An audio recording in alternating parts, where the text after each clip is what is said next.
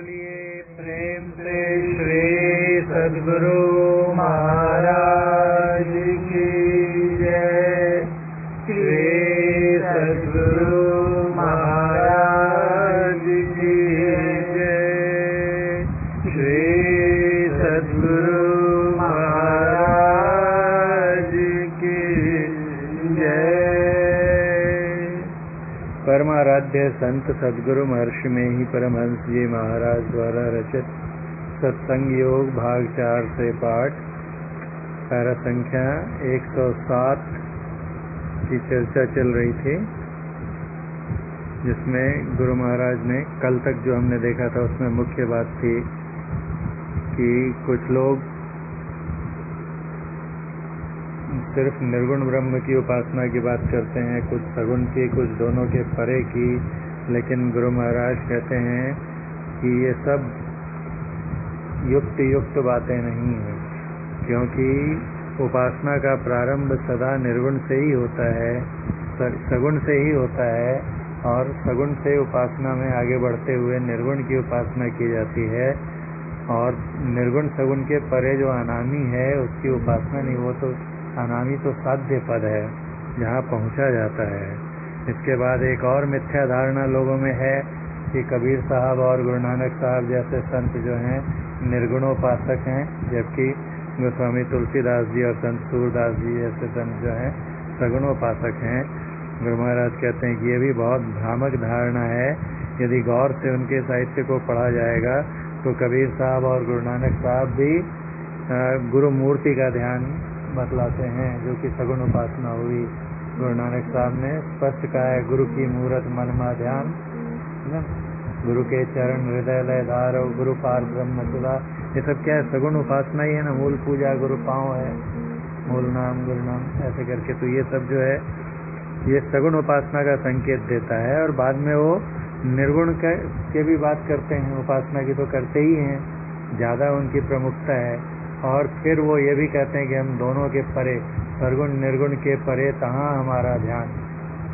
सगुण निर्गुण के परे जो पद है वहाँ कबीर साहब कहते हैं कि वहाँ जाना है हमको। उसी तरह से गोस्वामी तुलसीदास जी के रामचरितमानस में भी और दुआवली और विनय पत्रिका में तो बहुत जगह है कि वो निर्गुण उपासना की भी चर्चा करते हैं। रामचरितमानस में सगुण उपासना की चर्चा है प्रमुखता से, लेकिन वहाँ भी निर्गुण उपासना के कई जगह संकेत हैं, शब्द उपासना के संकेत हैं। और वो राम भगवान का भजन करने के लिए कहाँ कहते हैं? तो तुरीय अवस्था में जाकर करने को कहते हैं। 3 अवस्थाओं को छोड़कर, देश काल हर्ष शोक इन सब के दिन रात इनके परे दिशि, हर्ष काल ये सब बोलते हैं, हर्ष शोक ये सब वहाँ नहीं रहता है, देश काल कहना ही। जब तक वहाँ नहीं पहुँचेंगे तब तक हमारी शंकाएं निर्मूल नहीं होंगी। फिर रामचरितमानस से गुरु महाराज ने उद्धृत किया था, जिसमें भगवान को एक इच्छा रहित अरूप अनाम बतलाया गया है, उनके स्वरूप को अविगत अगत अपार बताया गया है। और इसके आगे चौपाई में क्या कल हमने देखा था कि जग पेखन तुम देखन हारे, ये संसार एक दृश्य है और आप उसे देखने वाले हैं, आप अर्थात परमात्मा। और आप कौन हैं? तो विधि हरि शंभु नचावन हारे, ब्रह्मा विष्णु महेश को भी आप नचाने वाले हैं। तेऊ न जाने ही मरम तुम्हारा, वो भी आपका रहस्य, आपका भेद, आपका स्वरूप नहीं जानते हैं।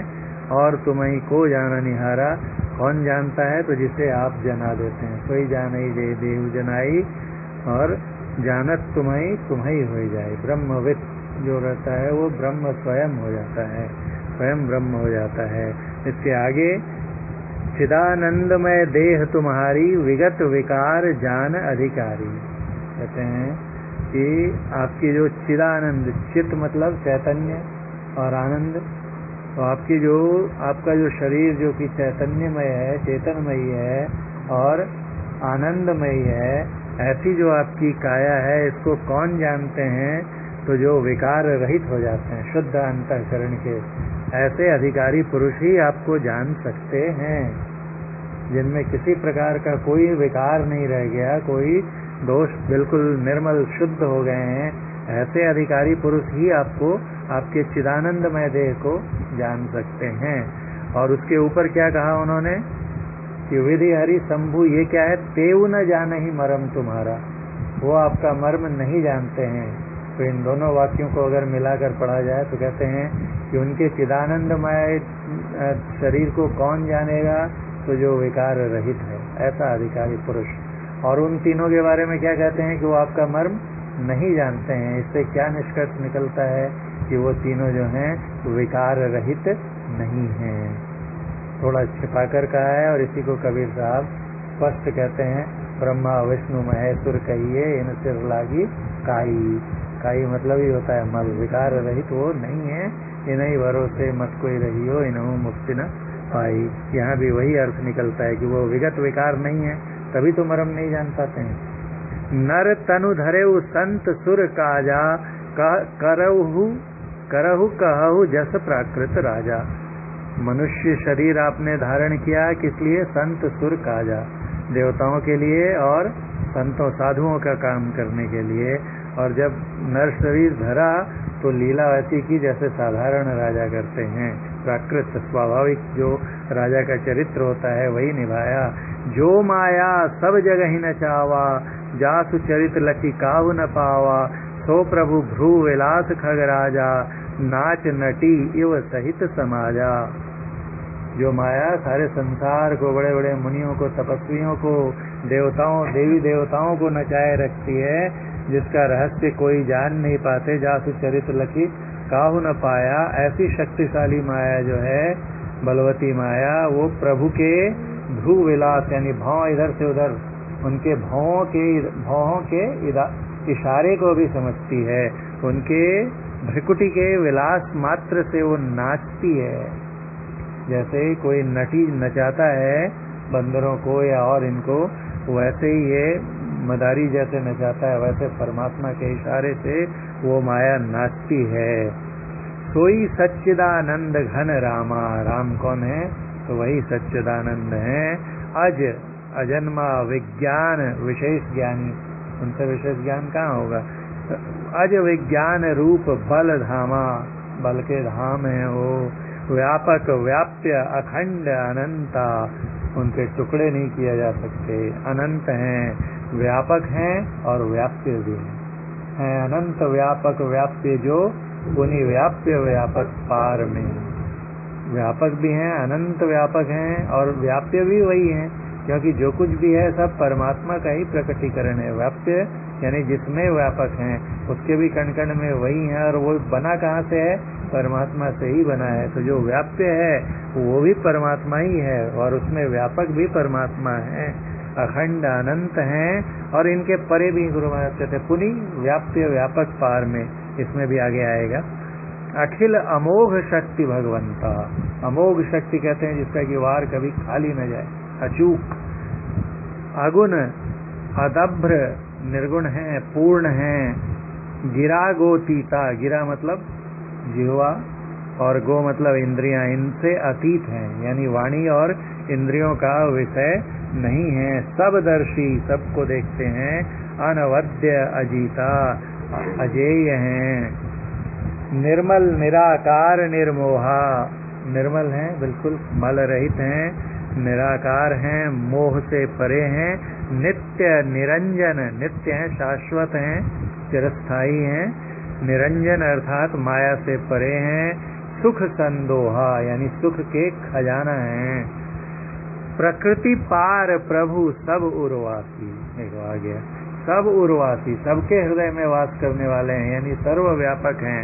और फिर कहते हैं प्रकृति पार, सब कहाँ तक रहेंगे? प्रकृति के अंदर ही रह सकते हैं हम लोग, जितने भी हैं चराचर जीव, स्थूल सूक्ष्म जितने तरह के जीव हैं वो कहाँ है? प्रकृति के अंदर ही है ना, उन सब में हैं। और प्रकृति पार भी हैं, जहाँ प्रकृति में दोनों आती है, अपरा प्रकृति भी और परा प्रकृति भी, दोनों के पार में हैं। ब्रह्म निरीह, इच्छा रहित हैं। विरज अविनाशी, शुद्ध हैं, अविनाशी हैं। यहाँ मोह कर कारण नहीं, यहाँ मोह कोई सवाल ही नहीं उत्पन्न होता है। जैसे कि रवि सन्मुख तम कबहू की जाही, जिस प्रकार सूर्य के समक्ष अंधेरा कभी नहीं जा सकता, उसी प्रकार परमात्मा के समक्ष मोह रूपी अंधकार नहीं टिक सकता। भगत हेतु भगवान प्रभु राम धरेउ तनु भूप। ऐसे भगवान, ऐसे प्रभु जो हैं भक्तों के लिए धारण करते हैं क्या? तनु भूप। तन मतलब शरीर, भूप मतलब राजा। राजा भूप मतलब भू के पति, धरती के राजा का रूप धारण किया और किए चरित पावन परम, अत्यंत परम पावन चरित्र किए। किसको शोभा देने लायक? तो प्राकृत नर अनुरूप। जो प्राकृत नर होता है, स्वाभाविक सामान्य नर होता है, उसके समान लीला की। यथा अनेकन भेष धरी नृत्य करे नट कोई, सोई सोई भाव दिखावई आपुन होई न सोई। जैसे तरह तरह के वेश धर के बहुरूपिया और नृत्य करता है, भूमिकाएं करता है, जिस तरह का वेश धारण करता है वैसे ही भाव दिखाता है, सोई सोई भाव दिखाई। लेकिन वो सिर्फ वैसा रूप धारण करता है, वो वैसा हो नहीं जाता है। खुद तो जो है वही रहता है, आपुन होई न सोई। वैसे ही प्रभु जो है लीला करते हैं सगुण रूप धारण करके, लेकिन वो सगुण हो नहीं जाते। और अंत में गोस्वामी जी एकदम स्पष्ट कहते हैं और बड़ी अद्भुत बात कहते हैं, जिनको लोग सगुणोपासक कहते हैं, वो खुद क्या कहते हैं? निर्गुण रूप सुलभ अति। निर्गुण रूप जो है सुलभ है, आसानी से प्राप्त करने योग्य है। सगुण जान नहीं कोई। और सगुण के बारे में जानना, वहाँ पे बहुत भ्रम है, बहुत माया है। सगुण जान नहीं कोई, इतना भ्रम है कि सुगम अगम नाना चरित। कुछ आसान चरित्र हैं, समझ में आ जाते हैं, कुछ अगम नहीं समझ में आते। और ऐसी ऐसी लीलाएं होती हैं सगुण में कि उनको सुनकर, देखकर सुनी मुनि मन भ्रम होए। मुनियों तक के, नारद मुनि के मन में भ्रम हो गया था, मुनियों के मन में, देवताओं के मन में भ्रम हो जाता है। ही निर्गुण नयन नहीं सगुण। इसलिए कहते हैं कि हृदय में, अपने अंदर में निर्गुण को धारण करो, निर्गुण उपासना करो अंदर जाकर, और आंखों में तो सगुण ही रहेंगे। नयन ही सगुण रसना राम सुनाम। रसना मतलब जीव, जिह्वा। जिह्वा पर क्या रखो? तो राम भगवान का सुंदर नाम रखो। मनहु पुरट संपुट लसत तुलसी ललित ललाम। पुरट मतलब सोना, संपुट मतलब डब्बा। मानो कि सोने के बक्से में, डब्बे में क्या है? तो कोई बहुत सुंदर, जब डब्बा ही सोने का है तो उसके अंदर जो वस्तु रखेंगे उससे भी अधिक कीमती रहेगी ना। अर्थात सगुण रूपी डब्बे के अंदर में जो है वो उससे भी बेशकीमती हीरा है, निर्गुण। राम नाम दोहावली से था ये दोहा, ठीक है।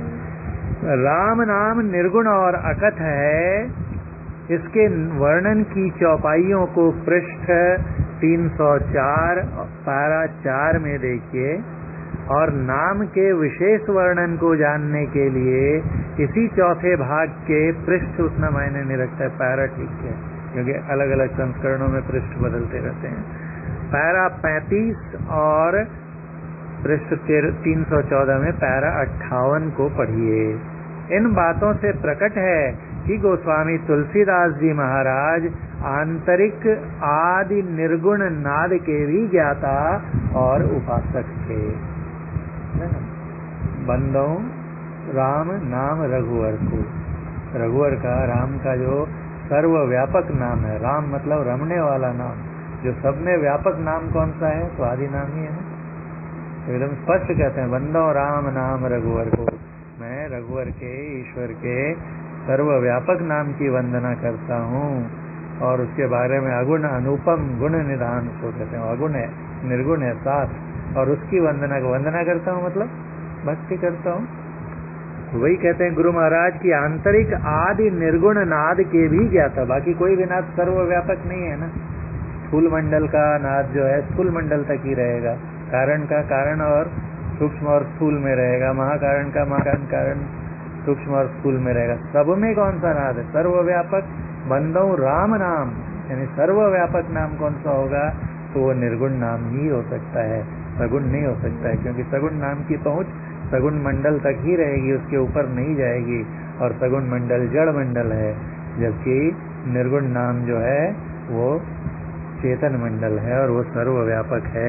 तो इसका मतलब क्या हुआ कि निर्गुण नाद की बात करते हैं कि नहीं? इन बातों से प्रकट है कि गोस्वामी तुलसीदास जी महाराज आंतरिक आदि निर्गुण नाद के भी ज्ञाता और उपासक थे।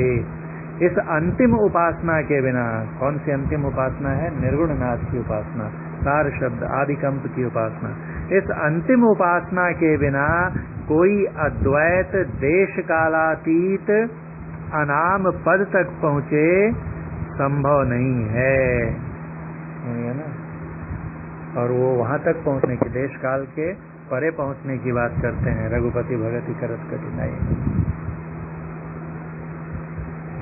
यदि इस उपासना के बिना ही कथित अद्वैत पद तक किसी अन्य उपासना से भी पहुंच हो तो नादानुसंधान व सुरत शब्द योग की विशेषता नहीं मानने योग्य है। और कोई अगर तरीका हो जिससे कि अद्वैत तक पहुंचा जा सके तो फिर नादानुसंधान की विशेषता क्या रहेगी? सुरत शब्द की योग की विशेषता क्या रहेगी? फिर तो और भी तरीके हो गए ना, तो ये विशिष्ट नहीं रहा ना। इसकी विशेषता क्या है? इसके बगैर परमात्मा को प्राप्त किया ही नहीं जा सकता है।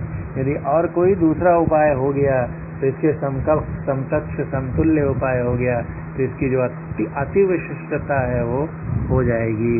और जिस समय कहते हैं गुरु महाराज कि नादानुसंधान की विशेषता मिट गई तो संतमत का गौरव किसको है? जो हम लोग संतमत की परिभाषा आगे पहले पढ़ लेते हैं पूरे वाक्य को।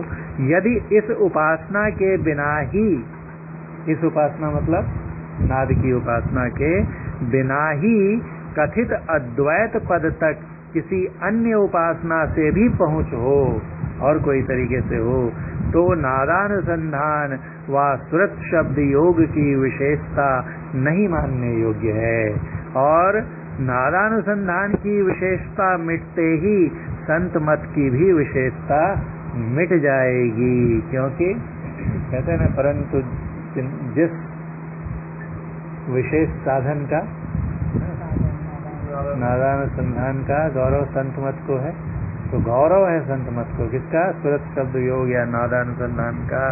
तो वो गौरव ही चला जाएगा, उसकी विशेषता क्या रहेगी? परंतु ऐसा होना युक्तिवाद के अनुकूल नहीं है, इसलिए यह संभव नहीं है, तर्क संगत नहीं है, बुद्धि संगत नहीं है, युक्त नहीं है। नादानुसंधान, इन शॉर्ट, संक्षेप में मतलब क्या हुआ कि नादानुसंधान के अतिरिक्त और कोई विधि नहीं है जिसके द्वारा परमात्मा की प्राप्ति की जा सके। इसका अंतिम भाग अब हम लोग सोमवार को पढ़ेंगे, क्योंकि कल तो सत्संग रहेगा गुरु पूर्णिमा का। बोलिए प्रेम से श्री सद्गुरु महाराज की जय।